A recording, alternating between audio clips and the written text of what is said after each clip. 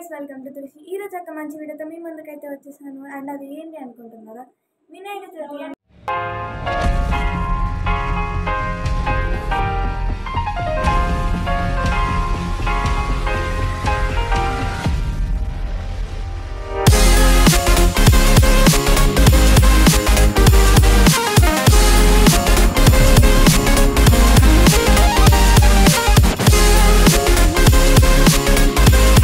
ప్రతి వినాయక చవితికి అయితే నేను వీడియో ఖచ్చితంగా చేస్తాను కదా.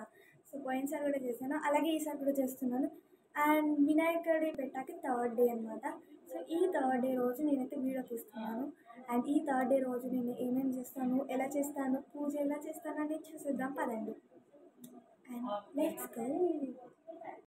అండ్ గాయస్ ఇప్పుడు వచ్చేసి కుడుములు చేద్దాం అనుకుంటున్నాను. సో వినాయక చవితి స్పెషల్ ఏంటి, కుడుములే కదా. సో మన బాల గణేశుడికి అయితే కుడుములు అంటే చాలా ఇష్టం కాబట్టి నేనైతే ఈసారి కుడుములు చేద్దామని డిసైడ్ అయ్యాను.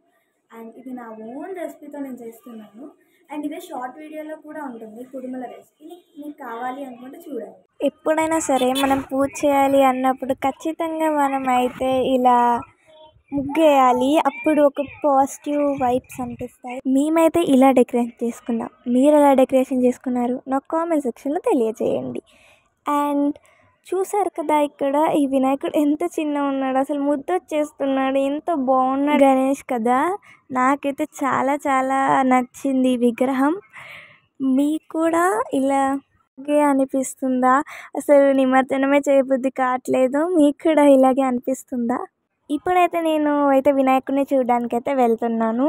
నేనైతే కంపల్సరీ ఒక 2 parts అయినా, ఒక 3 parts అయినా తీస్తాను. సో కంపల్సరీ వాచ్ చేయండి. అండ్ ఇప్పుడే ఒకటి దర్శించుకొని మేము బయటకు వచ్చాము. అక్కడ తీయడానికి నాకు కుదరలేదు. ఇఫ్ ఇన్ కేస్ నాకు తీయడానికి కుదిరుంటే నేను తీసేదాన్ని, బట్ అక్కడ తీయడానికి కుదరలేదు.